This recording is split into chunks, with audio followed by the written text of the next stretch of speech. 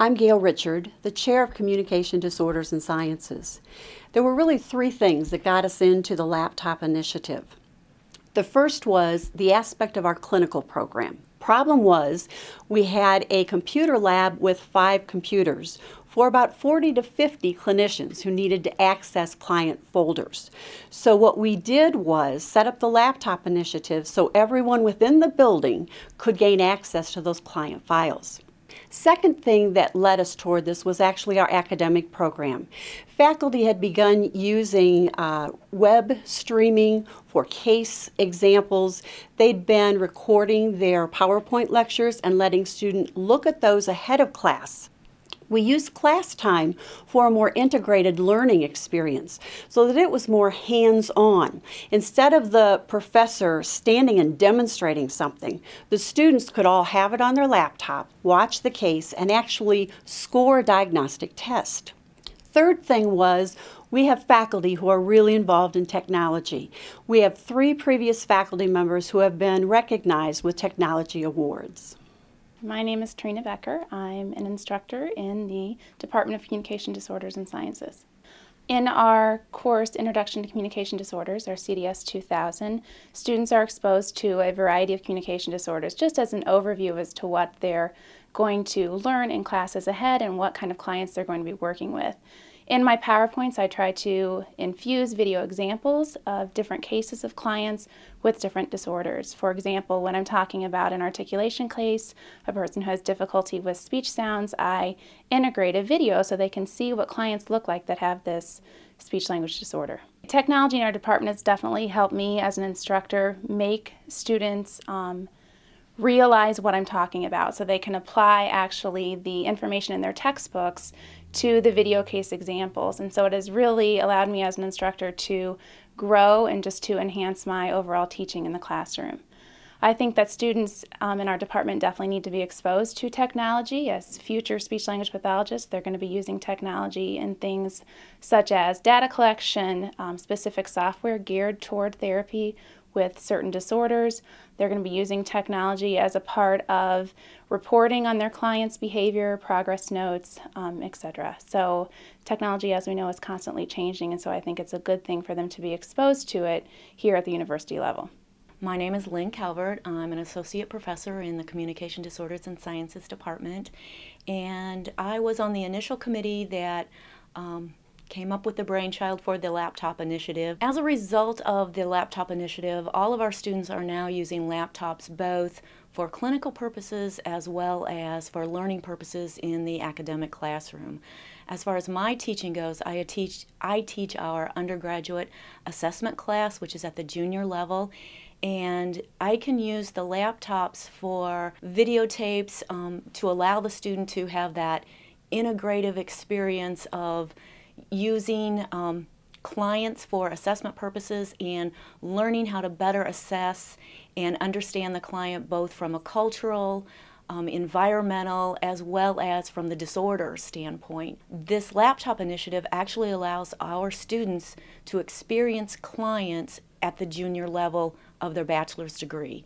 So they are able to experience what it's like to be a professional earlier in their career, thus allowing them to gain more experience as well as know if this is truly the profession that they want to go into.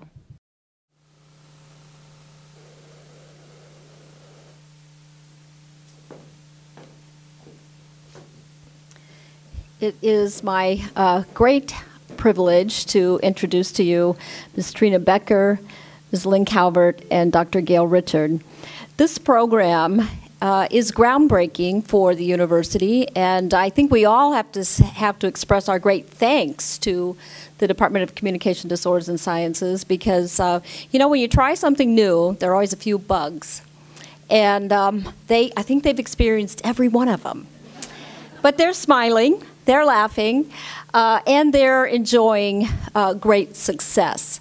As a member of that department, I share a great pride in their accomplishment. I feel a bit like a dinosaur in terms of having not experienced that with the same environment with students.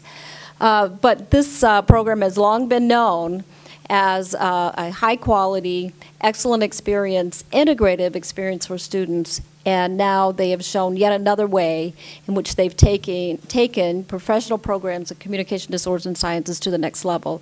We thank you and we praise you, and we're honored to have you among us.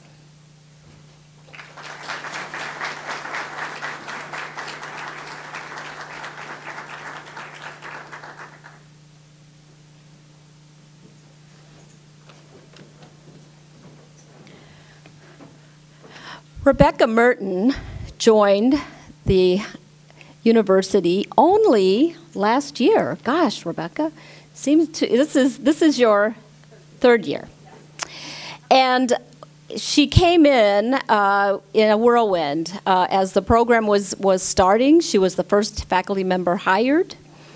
And she came in amidst a time of change. We started the program, and as we initiated it, we could see that things needed to change. We needed a 24/7 environment for our students. We needed to be ready to meet them at the place where they needed us, not necessarily where we thought we needed to be.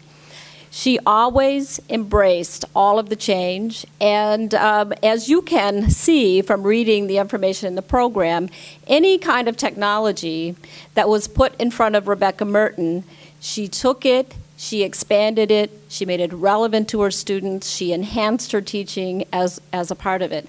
As I was thinking about her this morning, I was thinking about, she's sort of like a little Pac-Man. You know, you put that technology in front of her and she just gobbles it up. She makes, she wins the game as a result of that. We are extremely pleased with the work that she's done.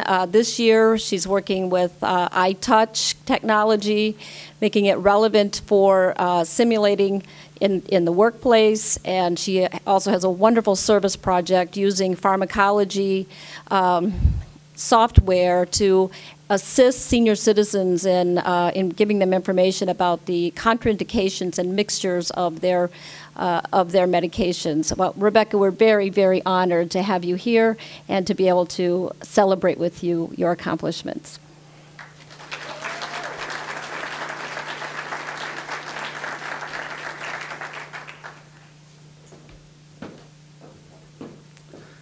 Thank you. Now, as they're taking the group picture, College of Arts and Humanities, if you'd please go over, Dean Lynch and Associate Dean Poulter.